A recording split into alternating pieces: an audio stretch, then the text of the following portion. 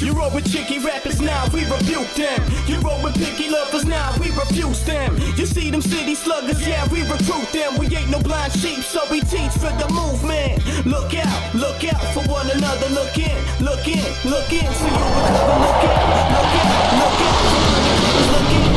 out.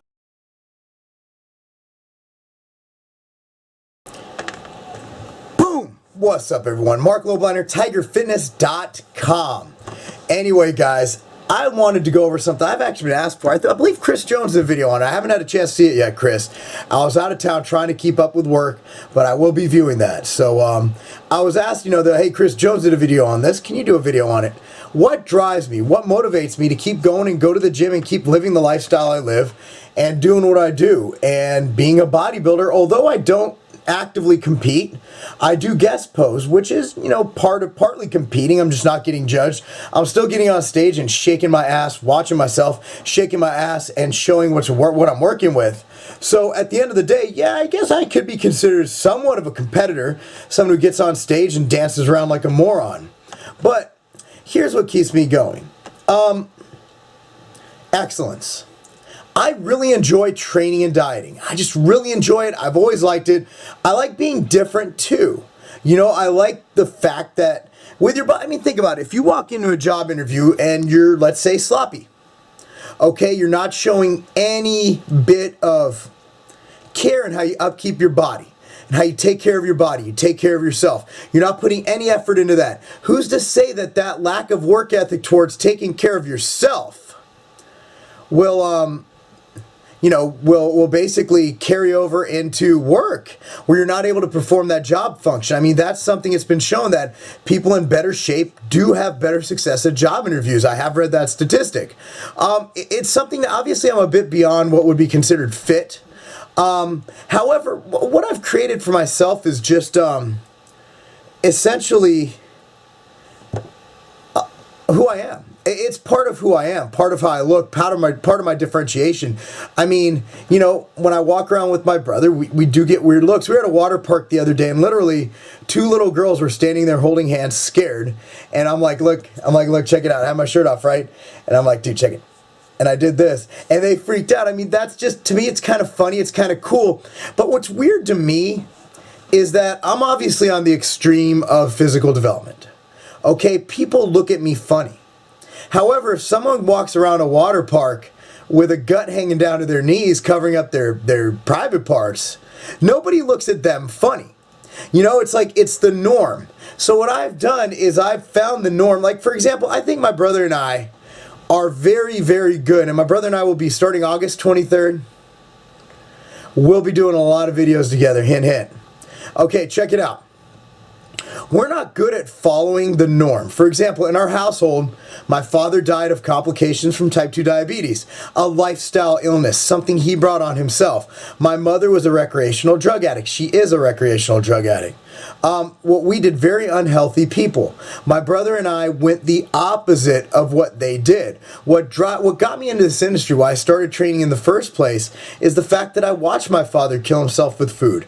I watched my mother kill herself while she's still alive. I watched her harm herself with recreational drug use, with bad things. I saw her destroy our family with that. And between the two of those things, my brother and I had a choice.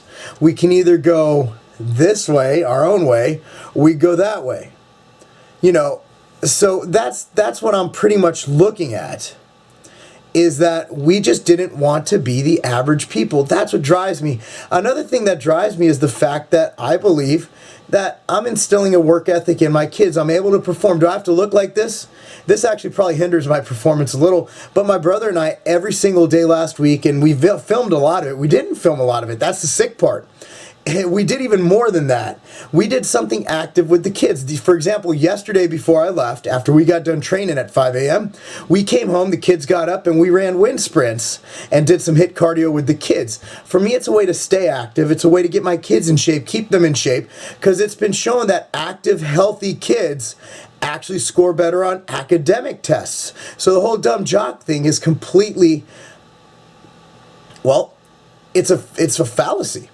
So my motivation right now is one, to represent and promote my company. And what better way to do that for a health and fitness company than to have muscles? Two would be to be able to do things with my kids, to play with them. Do I need to be this big to play with them? No. And three, I just like it. I really like looking like this. I have no competition plans in my future. You know, I think my brother put it the best. 4 years is a long way away. Am I retired? Do I plan on ever competing again? No, I don't. But a lot of things change. Like my brother says, he could be selling shirts in Hawaii for all he knows. You know, you don't know what's going to happen in the future. So that's what drives me. What drives me is to better myself, set short and long-term goals, and reach them. And I appreciate you guys following me as I reach them, but it's all a mindset. You can make time. That whole I can't make time for it. I can't make time. There's always a way to make time for it. You just have to do it. You just have to get out there and do it. It's just like business. You know, if you have an idea, in the beginning of my career, I had some ideas, and I just one day decided I'm going to act on them. And sure enough, they panned out. They don't always pan out, but you're never going to know what your potential is unless you act on it. So that's pretty much where I'm coming from here, guys. I appreciate everything you do in business and in life. What motivates, what drives you to keep going, you have to set those short and long-term goals, and you have to be motivated to reach them. And I'm always asked, hey, Mark, when you're contest prep or you're dieting, how do you not cheat on your diet? I'm actually dealing with someone with some eating disorders right now, a couple people actually. And I have trouble empathizing with it because I've never had that disease. I really do believe it exists. However, for people who aren't stricken with the disease, who aren't stricken with an eating disorder, how do you do it? Just don't eat the crap. Just stay on your diet. It's not rocket science. If you feel like you can't stop, just stop. The mind is a powerful thing. Now, there are people who cannot mentally stop, and they need professional help. But for the majority of us, we can say no. All right, that's it, guys. I appreciate you watching. Marc Lobliner, TigerFitness.com. Motivation comes from within. All right, I can't motivate you if you can't motivate yourself. I think Coolio said it best when he said, you can't take me, you can't help me. If you can't help yourself, you better make a left.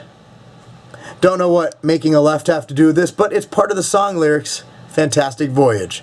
Because going on a fantastic voyage of reaching your goals, it's not a game. No misery. Unknown misery. Cryptic. You roll with chicky rappers, now we rebuke them. You roll with picky lovers, now we refuse them. You see them city sluggers, yeah, we recruit them. We ain't no blind sheep, so we